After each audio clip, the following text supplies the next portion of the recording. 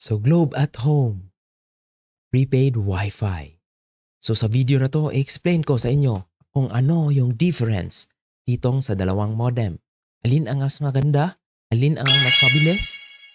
So yun, ito is the Huawei pa rin, pero ito yung modem na B535. Ito yung tinatawag na LTE+. Well, ito naman, ito si Huawei B312. So, ito yung si LTE. So, diferensya yung presyo nila kasi itong malaki, mas mahal kasi dual band. Ito naman, operating at 2.4. Ato, guys, bakit ba kailangan ng LTE na wireless? Kung hindi naman available talaga yung G-Fiber or G-Fiber prepaid or postpaid, ito na lang yung option nyo, kunin nyo.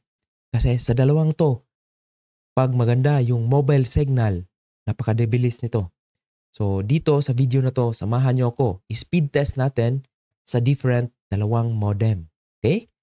So, aside dito, ang advantage ng naka-wireless is kailangan mo ng mobile signal independent siya. So, dependent siya sa mobile signal ha. Hindi to fiber-based. So, ito ay SIM-based modem. Huwag niyong ikumpara ito sa G-Fiber prepaid tsaka postpaid. Kasi ito, wireless. Kung malakas yung wireless LTE signal sa lugar nyo, mas okay rin ito. Pero kung available naman yung fiber internet, yung pinaka-sulit. Kasi yun yung pinaka-reliable na internet connection. Pag fiber talaga kasi yun nga, naka-wired na siya compare dito sa mga naka-wireless. Ito, kukunin lang natin kung hindi talaga available yung fiber sa lugar natin para as backup. Pero ito ginamit ko as backup kasi meron naman akong fiber connection sa bahay. Ito lang kung medyo may trouble sa fiber, at least hindi ako mawawalan ng internet connection kasi ginagamit ko pa rin yung LTE na mga wireless modem. Okay? So, samahan nyo ako. Ito, speed test natin. Is LTE only. So, unlike the other modem, which has LTE+. So, let's test Ookla.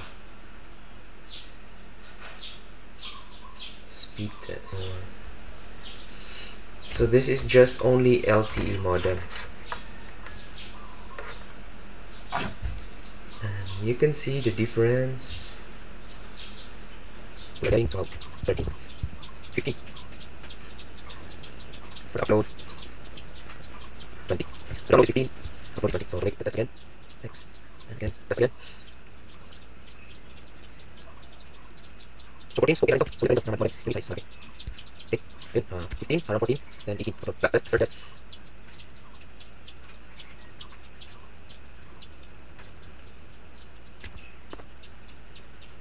Okay. So depende pa rin lang sa lugar kung gaano ka, kung malapit kayo sa tower, magbabari rin yan. By the way, ito, check natin. Ito is 2.4 GHz frequency. 2.4 GHz. Okay? So for this modem, 2.4 GHz. Yung isa naman, so this is the Globe LTE Advanced Modem. So this is using the LTE Plus. Network is a LTE Plus. Okay, so let's continue. Now we're having that's the speed of LTE Advanced. For this LTE Advanced for the 30s. Download them.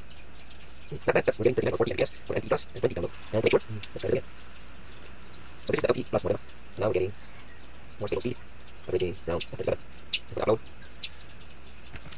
So this is for the Globe at home. Prepaid Wi-Fi. Okay. And let's go one more time. So LTE Advanced Network. So the speed is around 30 Mbps. 29 for the first step.